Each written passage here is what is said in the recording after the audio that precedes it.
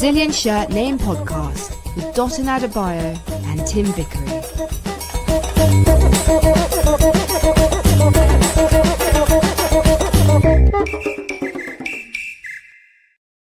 Yeah, that's right. Welcome to the Brazilian Shirt Name Podcast. We go live a couple of times a week on the Football Smash YouTube channel and the Brazilian Shirt Name Facebook and Instagram page. The shows are available as a podcast a few hours after broadcast.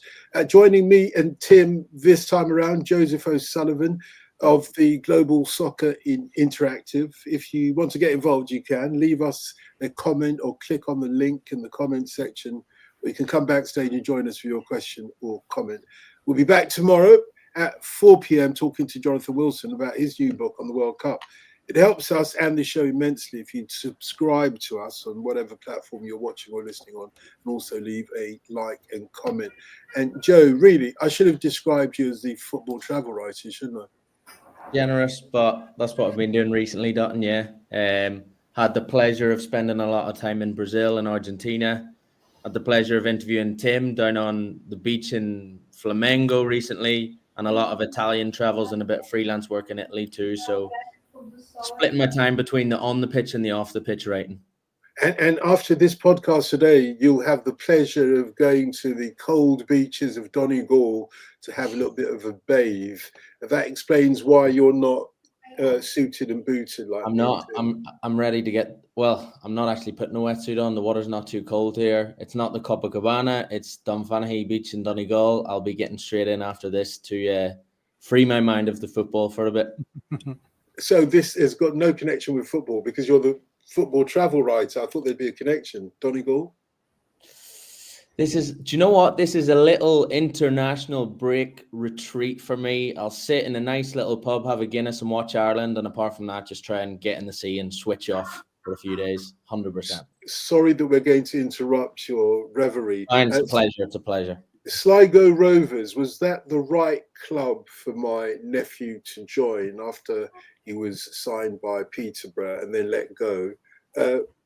Sligo Rovers and then Cork City. Not sure if that trajectory worked for him. Fantastic clubs, yes. Sligo Rovers, I believe, for the last 20, 25 odd years have been the only team not to get relegated from the top flight in Ireland. Real community club, connection with poetry in that part of the world that runs right through the football club, which is amazing. Small but really good fan base. And then Cork, obviously, famously the rebel county, rebel city. They are, I believe, bottom of the top division at the moment, but the League of Ireland has had a bit of a boom recently, so I think it's a great place to play, yeah. Our Joe knows his stuff, Tim. Are you impressed? Well, no, because I know him already, so no surprises there. Yeah, but he's freestyling for us tonight, and look, it's excellent. Yeah, he's already whetted my appetite to learn more about football in Ireland. There you go. That was great. This we're talking just a couple of days after the summer football transfer window shut down, and of course that was a big news of the weekend and right up until Monday. It was shut down at 7 p.m. our time, I think 11 o'clock Scottish time, and I don't know whether the window is shut now in Ireland, etc. But any great signings from over there that we should be considering now that might have been maybe the under-sung hero of the summer transfer window for you, Joe? Who are the players from over there that might light up the Premier League or any of our leagues? Unfortunately, we've had a little bit of a drought of talent coming through the Irish national team at the minute, and players going further afield and having success. The most high-profile Irish transfer of the summer, I suppose, would be Caoimhín Kelleher from Liverpool to Brentford. I think everyone really enjoyed watching his success at Liverpool, but is happy that he will now be a number one. It'd also be a nice surprise if Keith Andrews does well at Brentford. I think a lot of people judged him before he even started. Obviously, Brentford have had an amazing time under Thomas Frank, and you feel like that vacuum left when a legendary manager leaves their club is always very, very hard to fill. So from Ireland, we're hoping they do well. And obviously, Evan Ferguson at Roma is the big one. He's only 20. He's by far the most talented Irish player. He's the hope of a generation. So that's the big one for us at the minute. Evan Ferguson. Yeah, he's the one everybody's talking about, Tim. I don't know if his name has resounded over where you are in South America. Well, no, not really, because suddenly there's loads of centre forwards over here, a lot of them over there as well. So no, not so much. But I wish him well. Yeah, Evan Nielsen, one of the centre forwards from over here, did your lot in, didn't he? Very, very good, stylish player, I would say. Always worked out the service for him, but ever since he came into the Premier League, he's been there a couple of seasons now. Ever since he came into the Premier League, you could see he was proper class above the rest, and yet he struggles to get into the Brazil team. Yeah, he's nowhere near. It's centre forward is strange, isn't it? Because it's a position that historically you associate with Brazil. They've had so many down the years, but the cupboard's been bare. And it looked like, if we go back 8 years, it was Gabriel Jesus. He was going to be the man at centre forward. And his whole career, I think, turns on the 2018 World Cup when he couldn't get a goal. And the coach kind of blamed him a little bit. In an attacking team, the Brazilian centre forward couldn't get a goal. And it's had a huge effect on his career. Obviously, injuries have perhaps had an equally big effect on his career. But after that, he kind of ran away from being a centre forward. He didn't really want to be a centre forward anymore. And the last time he played for Brazil, he said after the game, they've just been beaten 1-0 at home to Argentina, the first time they'd ever lost a World Cup qualifier at home. And he didn't cover himself in glory, especially when he said after the game, scoring goals is not really my speciality. Not a good thing, not a good take from a striker. Yeah. But I've suddenly, heard you say it before, Tim. Every time you say it, it gets funnier. Indeed, yeah. But suddenly there's a crop because Richarlison, I think, has suffered from when he was just about to leave Everton, because Everton didn't care anymore. They let him play in 21. They let him play the Copa America and the Olympics. So he didn't have a break. And after that, it's been injury. But for the first time in years, he's had a decent pre-season, and he looks sharp. João Pedro, who's going to play tomorrow, home to Chile, his profile has done wonders by joining Chelsea just during the Club World Cup. So he comes off the beach, wins the Club World Cup, and Mateus Cunha, another one who's got to move to a big club, would be with the Brazil squad, but he's injured.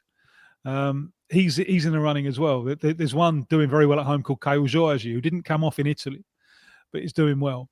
And there's also, he's not in the squad, and he's going to need to get more playing time. But of the South American intake this year, he's one who interests me a lot, and that's Igor Jesus, who's just joined Forest.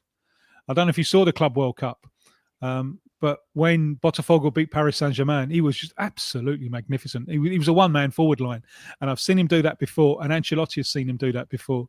So of the intake that's come in, Igor Jesus really interests me, because I think there's so much to his game. He's almost like the perfect centre forward. And as Chris Wood ages and so on, I think Igor Jesus will get increasingly more game time. And the other one of what I think is a very interesting South American intake that's come in, and not just from Brazil, but Arias, a little Colombian at Wolves, I love. Hincapié at Arsenal, terrific Ecuadorian defender. I don't quite know where he's going to fit in, given the fact on the left side they've got Gabriel Magalhães and Calafiori. So I don't quite know why they've spent so much on a left-sided defender. But anyway, terrific player. But the one who I think could be a landmark is Estevão. I don't think English football has ever had, at the top of his game, in his pomp, a genuine number one top-ranked Brazilian superstar. Because they've all wanted to go to Barcelona and Real Madrid, or maybe Milan or something. But Estevão is that, potentially. And you've already seen with his start at Chelsea. And he's such an extraordinary talent, not just in terms of his ability, but also in terms of his temperament. And it just sums him up so much, the game against West Ham. When he tries something in the wrong zone of the field and gives away a goal, Chelsea are behind. Does it bother him? Not a bit. Not a bit. And that was a real test for him, first start. And he comes through it with all of the qualities that we've seen on this side of the water. So I think you lucky people having the chance to see him on a regular basis. Of course, we could spend the whole podcast talking about Estevão. Now, I don't mind if we do, but that's entirely up to our viewers. Indeed, if you want to get involved, you can leave us a comment or click on the link in the comments section. And which case you can come backstage and join us with your questions or comments on what's going on in football, as Kevin in Battersea is doing. Kevin, hello, mate. You all right? Oh, can't hear a word you say, but you look great. Don't get me wrong. Hello. Can you That's hear me? much How better. are you doing? Very well, thanks very much. You look and sound great now. Yeah, Thank you great very to have much. you with us, mate. So yeah, I have a question about football and tax. Like, I know, is it club player to players or business to business transactions? There's not much tax paid in that. I know tax is paid in wages, but from my understanding, practically football is a tax-free business in the terms of like government coffers and claiming money back. Like building a stadium, you don't pay much tax. You can claim back all the tax from the VAT on all building materials. So that was my question: is like, what in football is actually taxable by the like local governments around the world? It's a good job we've got a tax expert with us, isn't it, Tim? No, George Addison couldn't make it today, so he can't tell us about the tax man. But why do you think that? Why do you think that football attracts so many private owners when the business doesn't make a profit, or rarely makes a profit? Why do you think that might be the case? Could it be because there are opportunities? And I'm not accusing. If anyone's lawyers are watching, I'm not accusing anyone personally. But That's could a it relief. be because there are opportunities, especially in international transactions, for dubious accounting procedures? That would be the most complete answer that I could give without being marched off to prison, I think. Joe, can you give an answer without Tim being marched off to prison? Because I ain't going there. Yeah, So. just what Tim said. None of us have said it. Let's just make it clear, except for Tim. That must answer your question. But Kevin, I suspect that you're a bit of a tax whiz kid yourself, because you know your way Not around really. what's going on. No, not really. I just found it really interesting that, like, I tried to find books on it, and it's nothing's written in books, nothing's written in newspapers. It's kind of like I don't know. It's like an underground. There's a story there. There's details, but just no one's uncovered much. It's when you get the transfers, and you're looking at what their wage is going to be. That's the question mark there. Is it? But we've also got no absolute 100% official confirmation of the amount of money that's changed hands in a transfer. A reported 125 million. We haven't got that in the black and white, for have we? tax purposes, let's report it as 125 million. Don't get me wrong now. We could be here all night. Yeah, well, what can we do about it is the question. I mean, I even think that some of the clubs pay the taxes of the players. Is that true? Yes. That yes, was definitely my suspicion. Yes, that's part of the contract negotiations. The first Brazilian to come to England was very, very nearly in 1980, 7 years before Mirandinha. It's very nearly a fellow called Paulo César Caju, who played against England for Brazil in the 1970 World Cup. He's a fabulous player, mostly a left winger. He could play as a playmaker as well. And he was going to sign for Fulham, and he regrets it to this day that he didn't. And what frightened him off was 50-50. That's what he told me, 50-50. The tax man's going to get 50% of what I earn. And it was the way at the time, I think, that the English clubs did the deal. When English football went truly global, I think this was something that the English clubs had to work on a little bit, So the amount that you're offering is not going to be reduced by half because of the tax. So it's part of the offer is, you're going to get this amount because we're going to pay the tax on the full amount. And I think that's one of the things that has helped English football attract players from all over the world.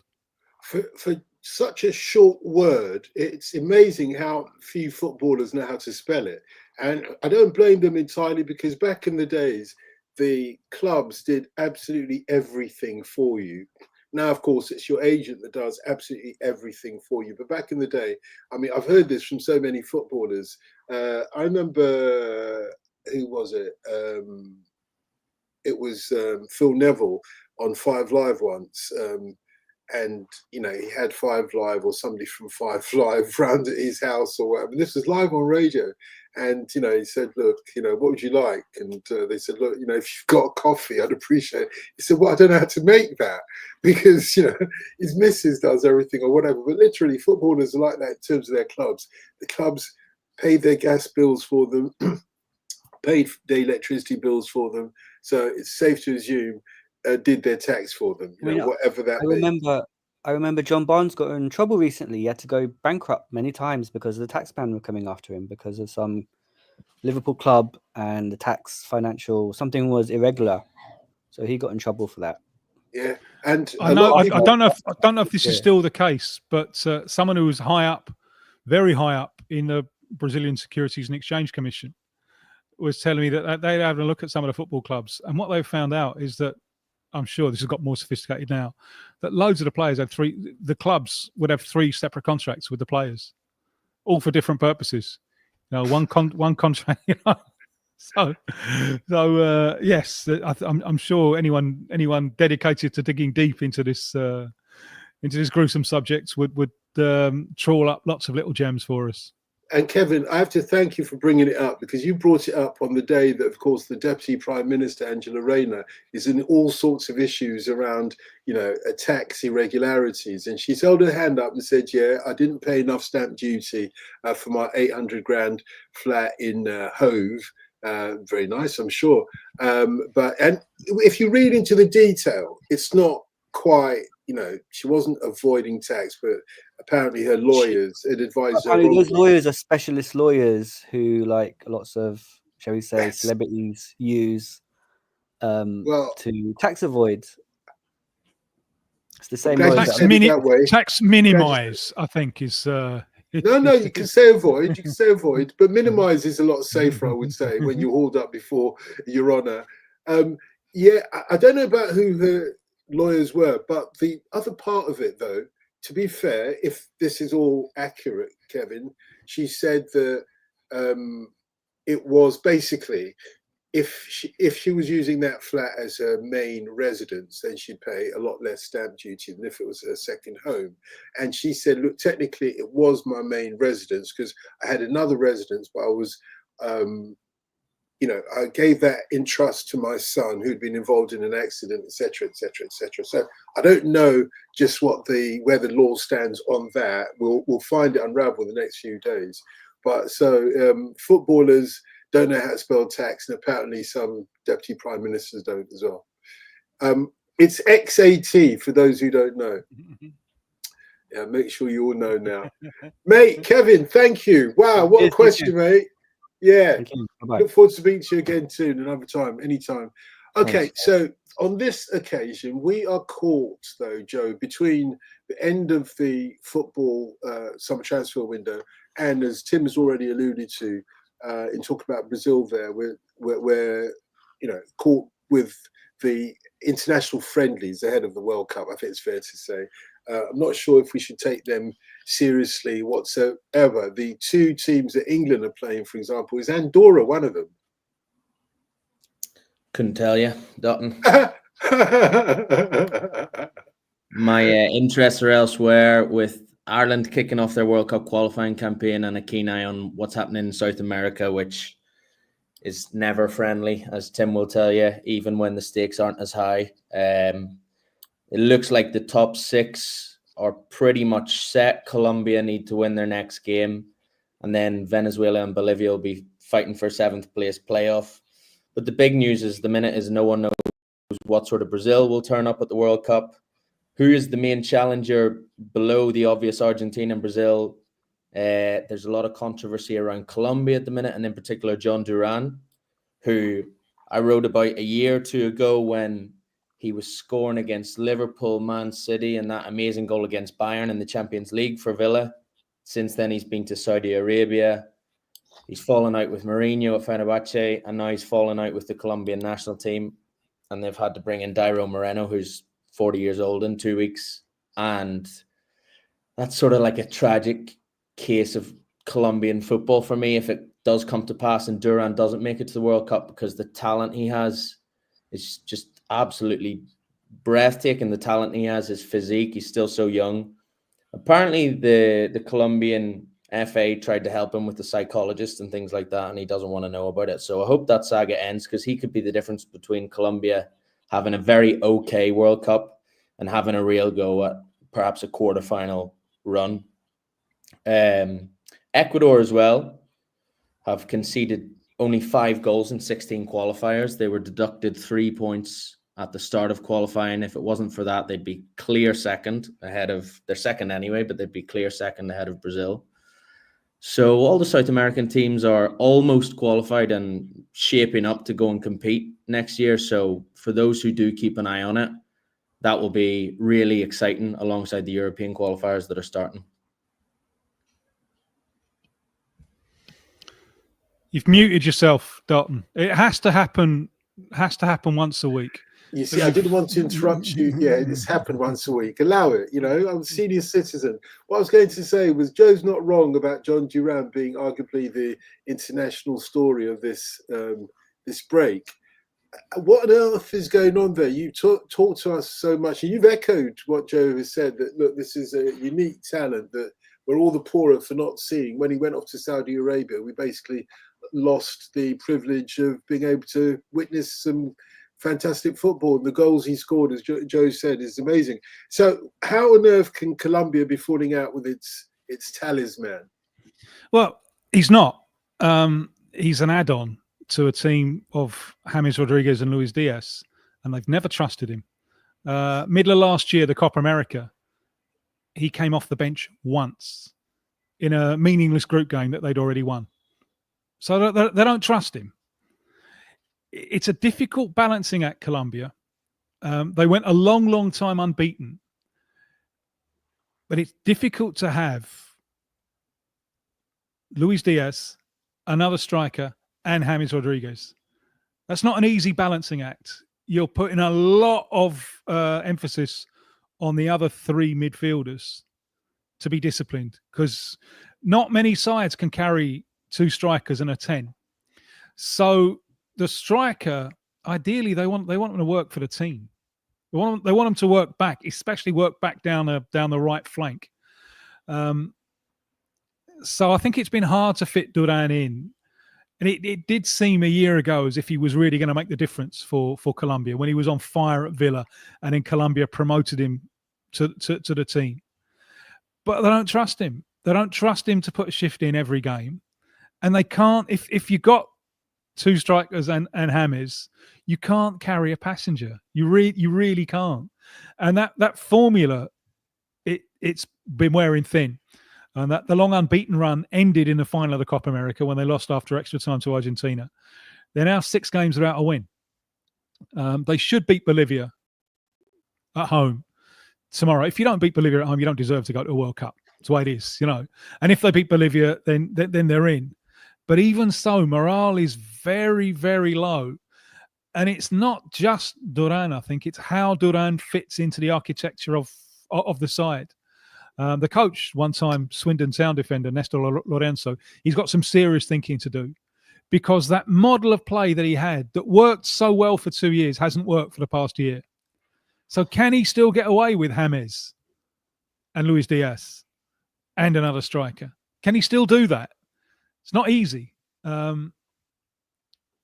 So that's a difficult one for them. And for some of these sides, when it's striking, isn't it, how the different stage between the European qualifying and South America, because we're ending as you're starting.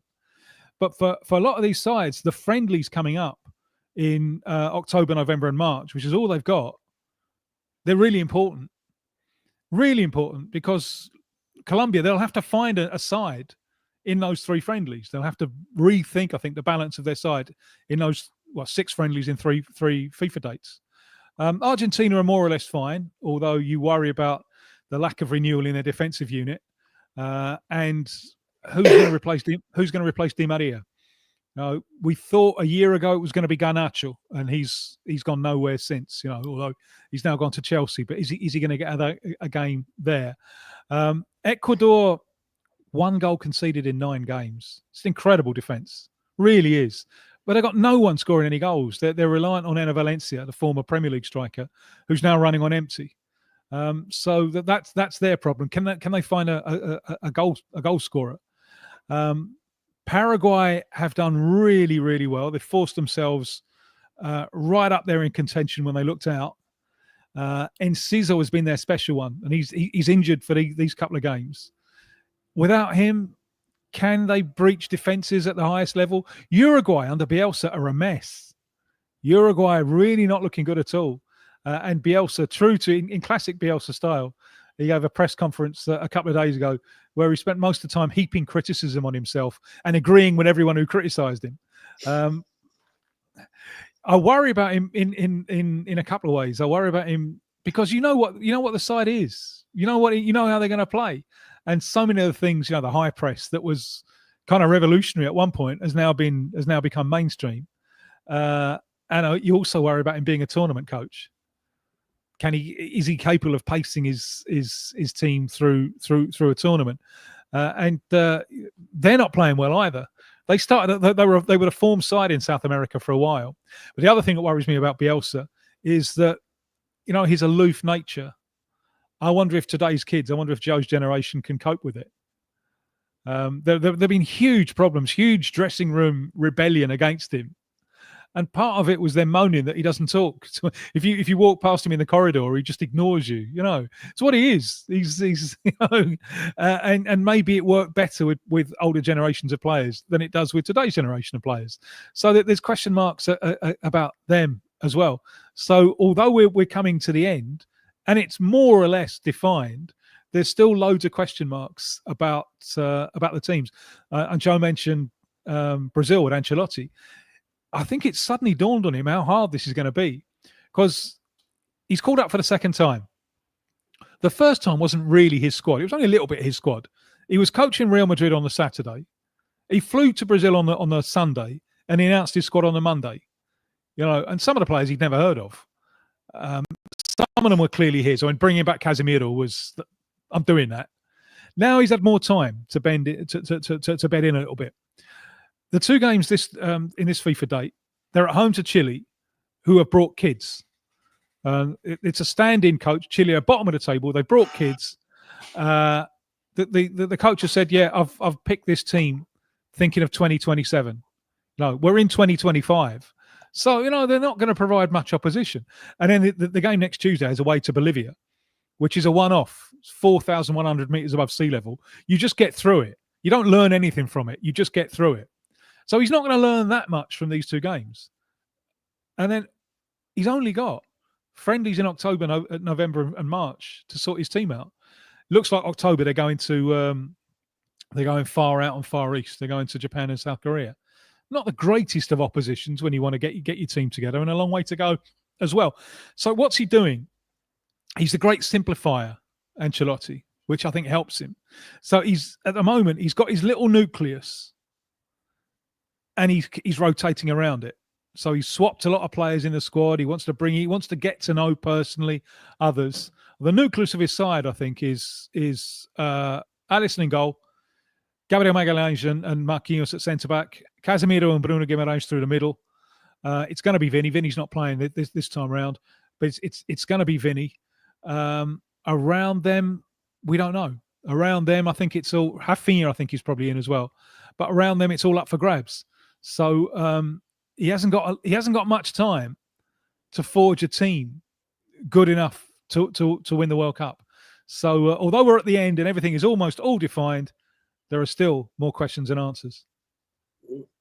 Joe, people try to put you down. I'm talking about your generation. Should we start with that part about how they don't respect their elders who are their coaches? Tim probably has a point there. I can remember the Nigerian team when they rebelled against the Nigerian coach and, well, everything fell apart. Is there a risk, well, not just for Uruguay, but even some of these other teams? I'm looking at Argentina team. They don't have to qualify, do they? Because they're the champions. But no, the holders have to qualify, but they have qualified. They have to qualify now. The holders have to qualify. That's all gone now. There's no. Oh my there's goodness! no. Yeah. Sorry, forgive me for being somewhat behind the times in that case. But okay, they've qualified, but they haven't qualified with the same team that they won the World Cup with 3 years Well, ago. it pretty much is. Is Pretty it? much is. Yes. And the Messi's defense is exactly the same. Messi is still in. The thing that I was there when Argentina beat Brazil in Rio. It's the first time Brazil had ever lost a World Cup qualifier at home. So it's a historic night. And Scaloni afterwards, he looked like someone had just poured sugar in his gas tank, and he was talking about resigning. And I think, well, what's the matter with you? This is a historic result, and you're talking about resigning. Why? Because it was the first sign that Messi wasn't going to be able to tip the balance necessarily. This is November of 23. And Messi, he wasn't 100% fit, but he didn't do anything in the game. And they took him off 15 minutes to go. It's Messi, against Brazil. They took him off. And I think the thing that was going around his head was, blimey, this whole house that I've constructed has been constructed around Messi. And it's not going to be enough in 2026. This is too much. I'm going to jump. But he didn't jump, and he stayed. And they had a really good few months. And you're never going to replace Messi with one player. Can't do it, But good teams are made of little partnerships. And the greatest thing that's happened to them since is the emergence of Thiago Almada as a playmaker who's got a sweet thing going with Julian Alvarez. And the best performance was when they played Brazil again in Buenos Aires. They just thrashed them 4-1, and it could have been 20 without Messi. And it was that link up between Almada and Alvarez. It was just fabulous. It blew Brazil to bits. And Almada has now moved to Atletico Madrid. So the two of them are playing every week. This is great for Argentina. Replacing Di Maria, that's the problem. He's the big one who's gone since the World Cup. Apart from that, it's the same old, It's the same team, which I think is a problem in some sectors, and especially with Otamendi. On and on he goes, and they just don't know. It's a bit like rock and roll, Dotun. They just don't know what's going to replace him. I knew what was coming there. Yeah, what do you make of that, though? The youth versus the veterans, though, Joe? Look, I never had the delight to play at such a level for a veteran coach, but there's clearly signs of that trend when you look at what Tim mentioned about Bielsa. You look at Mourinho, how his career's gone, and is it that the guys are falling behind on the times, or is it, like Tim said, that this new generation is coming in and they're so difficult or different to manage, and the circumstances with which they've come into professional football are different? It's really, really hard to give a clear answer on that. To come back onto the Uruguay point in general, there's times where they, or even Colombia over the last few years, have seemed like they're at their peak and then back to their lowest point. That's the thing with the World Cup coming every 4 years. Brazil have been a disaster for 2 years, but it might just be that in a year's time, the dominoes fall the right way for them and everything works out. So I think for the quote smaller footballing nations like a Colombia, for example, it's unfortunate that maybe the World Cup wasn't when they were going for the Copa America, etc., but that just is how it is. In terms of Argentina, they've kept that nucleus.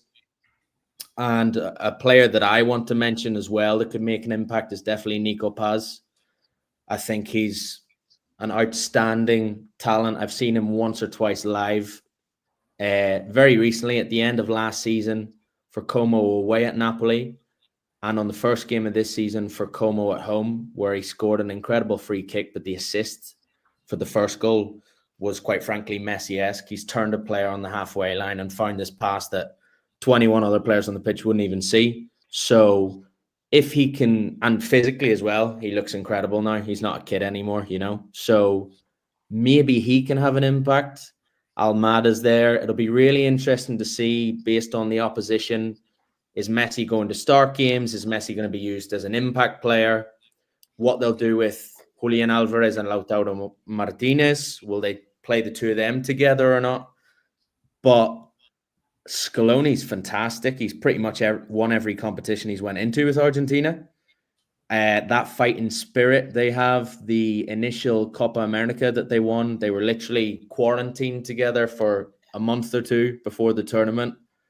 There was some famous Messi team talks around that tournament that no one thought he had in him. So I do think this Argentina side is unique in terms of, it feels like a club team that's been together for 5, 6, 7, 8 years playing week in, week out. And in tournament football, that could be really, really dangerous.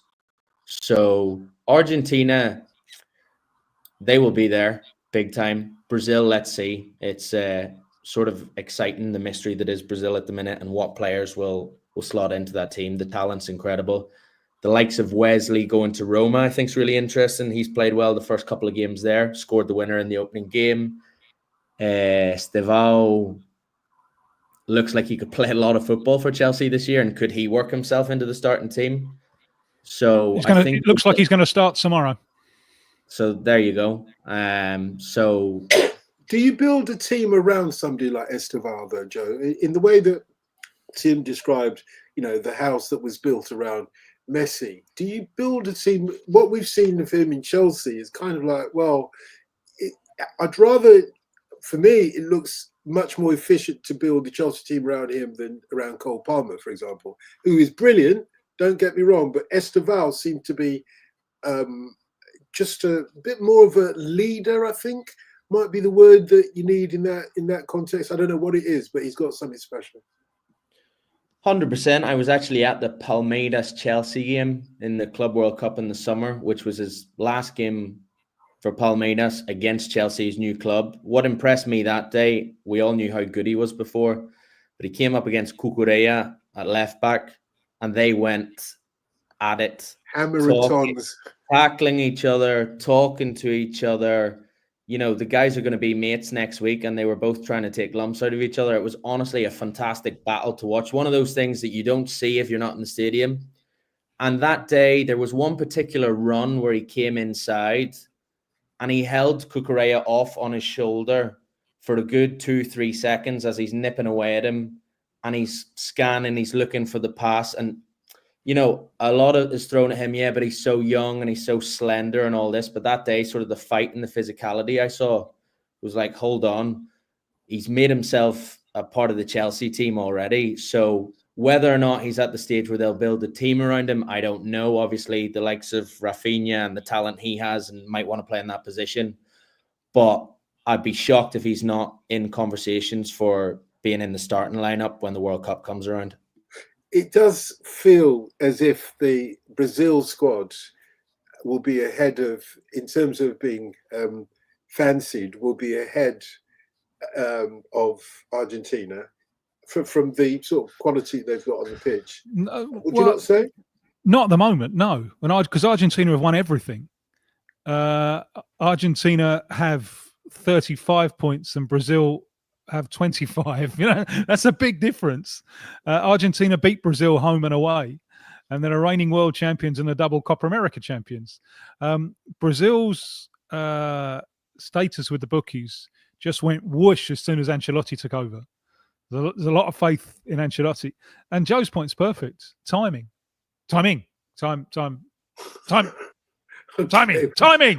We got it first time and the second time. We got it every single time. Indeed. The equivalent perhaps is 2002, where Brazil really probably shouldn't have qualified. Really shouldn't. One or two strokes were pulled, and they qualified. What happens in the World Cup? They win all their games and win the thing. So who's best for that one month? But what could possibly go wrong? Ancelotti's got a lot. Well, he's got a lot of work to do. He's got a lot of work to do to work out what is his team. Now, what he wants to do is play 4 up front. He wants that. And we saw this, and he was very happy with their last game. They won 1-0 against Paraguay. And before he took over, Vinny Jr. is there standing on the left wing. And you ping the ball out to him, and the whole defense is just waiting for him. It's like a Bruce Lee film. They're all lined up, ready to. And so it's just so predictable. What he did against Paraguay is he played Martinelli wide, and he put Vinny a little bit in, and that gave Vinny a little bit of flexibility and a little bit of space, and the freedom to roam while maintaining the pitch covered, and having a fullback there to make sure you're not open on the counter-attack. And it looks like he's going to do something similar, even without Vinny tonight. So he wants to go with this front four, but you got to balance that out against the best. And you got Casemiro there, who's getting on. So can he do that? You can only do that if you really get fullbacks who understand what they have to do at different phases in the game. It's not like your Cafu and your Roberto Carlos who have, you got one job, run up, and another job, run down. One job, run up, and another job, run down. What they'll want from their fullbacks. Now, if they're going to play, if you're going to play that, if you're going to play now with the wingers and expose yourself like that, because Ancelotti saw what happened in the game before he took over, when Brazil did that against Argentina and were just taken to pieces because they didn't have a midfield. Now you want to, and Brazil's strongest suit at the moment is the wingers. So you want to get the wingers in. He wants to get the wingers in. But unless he kind of smuggles 12 on the field and hopes the referee doesn't notice, he's got to find a way to balance it out. As we're saying, he hasn't got a great deal of opportunities to really work on that against top-level opposition before the World Cup. Really, he's only got friendlies. And friendly schmendlies. They ain't the real thing. So we're gonna have to wait, really, I think, until the World Cup to really discover what Ancelotti's Brazil are, if they can do what he wants to do. Argentina, we already know. It's just there'll be one or two variations on a theme, but we already know. So at the moment, Argentina are streets ahead, but given the timing, given the importance of timing, there's a lot of talent there for Brazil, and if all their ships can sail in the right direction, maybe they'll be sailing to glory. Joe, I'm tempted to ask you what could possibly go wrong, but I suppose Tim's highlighted what could possibly go wrong. If you've got 4 players up front, 4 strikers, a whole lot could go wrong. There's a huge jeopardy in there, and yet, if Brazil can cope with it, they'll be unstoppable, won't they? Potentially. Look, everything could go right, everything could go wrong. It is that 1 month period within 4 years. That's why we see underdogs getting to semi-finals or finals and big dogs crashing and burning every time. That's why the World Cup for me is still by far the most interesting and exciting football tournament on the planet. So it's really, really hard to say. I think when you look at certain players on the periphery or knocking on the door of the starting 11 for Brazil, the potential football they could play this year for their club. And if that goes well, you look at João Pedro's new role at Chelsea, Wesley playing on the right for Roma, if Esteval plays a lot for Chelsea, there's so many players like that are really going to get this year to show their worth and get those 2 weeks here and there with Ancelotti as well. So gun to my head, I think Brazil will shape up for the World Cup and they will bring something. Whether that is another 2002, I don't know. I think they'll not make fools out of themselves, which has been the worry in Brazil the last year or two, as Tim will tell you. Yeah, there's a lot to talk about. If you'd like to join in the conversation here, you're more than welcome. We always welcome you. If you're listening to us, well, certainly not if you're going to be listening to the podcast after, but if you're live and direct with us and you want to get involved, leave us a comment or click on the link in the comments section. And come backstage and join us with your question or comment. We've got with us, as always, you've got Tim with us. We've got Joe with us as well, who is the football travel writer, Joseph O'Sullivan. He's also on the Global Soccer Interactive, which is what, Joseph? What is Global Soccer Interactive? Remind me.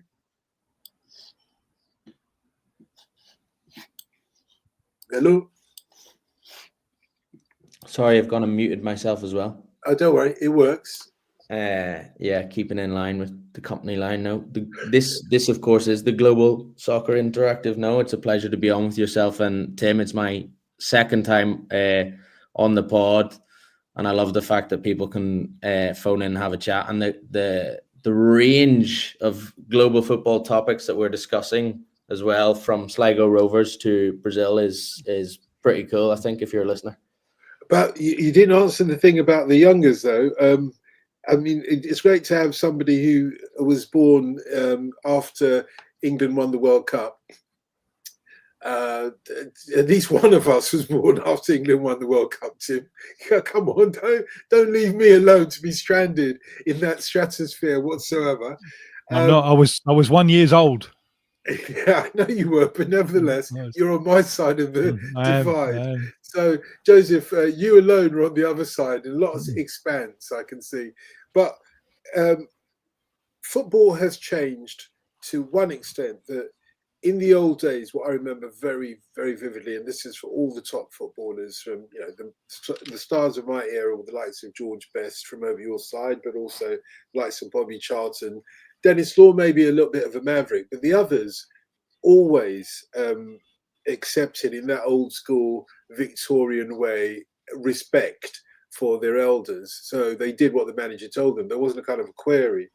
Nowadays, younger people, I know that, not just in football, I know that from the younger people around me at work or whatever, they'll query everything. They'll query everything they feel that they've got a right. And yeah, who's to say they haven't? However, when it comes to a team sport like football, where the coach ultimately has to make the decision, to what extent is it that, the players are the ones who will ultimately win the World Cup?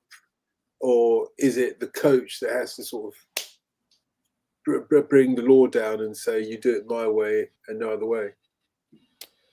Well, springing to mind after you talking about that is definitely the deadline day Mark Guehi / Alexander Isak Good point. saga or sagas. Because on the one hand, you have the Isak individual power play that eventually worked out for both Liverpool and Isak.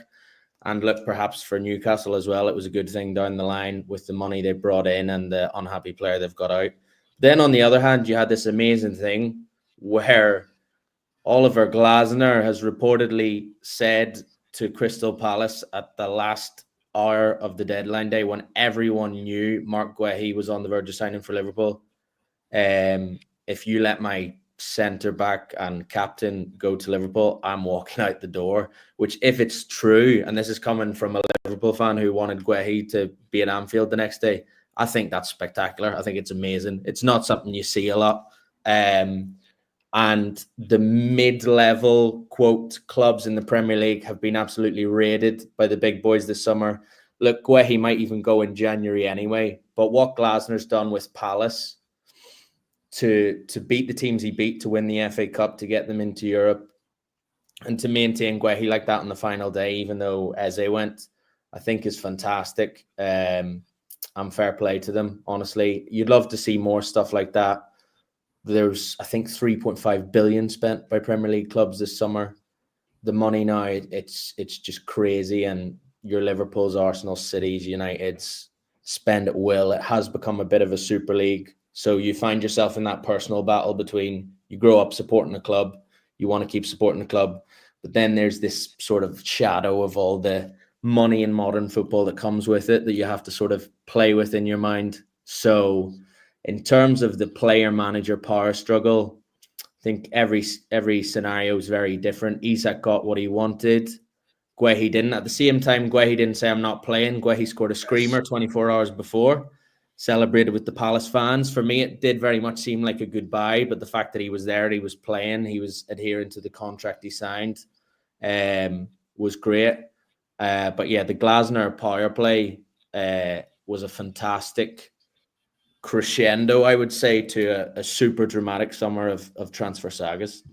And arguably the other side of this, Tim, is that Crystal Palace, who aren't the wealthiest club in the league by a long shot, basically walked away from 35 million quid that they would have got for Guehi from Liverpool if he had signed a couple of days ago. Whereas when he leaves, if he stays till the summer at least, he walks for free. So they get nothing. So it's quite a big shock that Oliver Glasner was playing, but also at the end of the day, that Crystal Palace themselves, Mark Bright, an old friend of ours, remember, Mark Bright is on that board. He would have had to make that decision, as well, be part of that decision making. Does it bode well though for football? Because I think this is a one-off. This is something that otherwise you'd have expected the player to say, right, I'm not playing then. Normally that's what happens, isn't it? If you try and stop this transfer, I'm going to walk away from it. Does it bode well, or is this just an anomaly, as it were? And also, crucially, if I might just add one other question, it's easier in club football for player power to dominate an issue like a transfer or a team selection, but in national football, international football, it's not really possible, isn't it? Doesn't the manager have more power in international football than they have in club football? Yeah, because in competitive games anyway, you can only play for one. You haven't got an option. And that one can only have 11 plus substitutes. So, if he doesn't want you, out you go. I'm sure he will take it philosophically and get back to reading his Bible. The thing that I think is amazing about this bizarre industry is, why couldn't, if this is so important, why couldn't this be sorted out in the summer? I just don't understand this. Why does it have to go down to the last minute of the last day of the transfer window? Now, it's a game of chicken. Well, if I'm Crystal Palace, I'm thinking, all right, 35, we can take it. But as long as this is done 3 or 4 weeks before the season starts, giving us time to get in replacements. If it's not done 3 or 4 weeks before, stuff it. You're going to have to stay till the next window, giving us time to sort it out. I don't understand how these huge entertainment corporations, which is what they've become, can leave it till the last. It just seems like a shambles of a way to do it to me. But remember, Crystal Palace suffered an injury in is it Arthur Wharton, their midfielder, as well, and I think that that made it much more difficult for them to lose Gahey at the same time. So, and that was at the last minute, the injury that was suffered. So I could see that it couldn't have been resolved earlier on.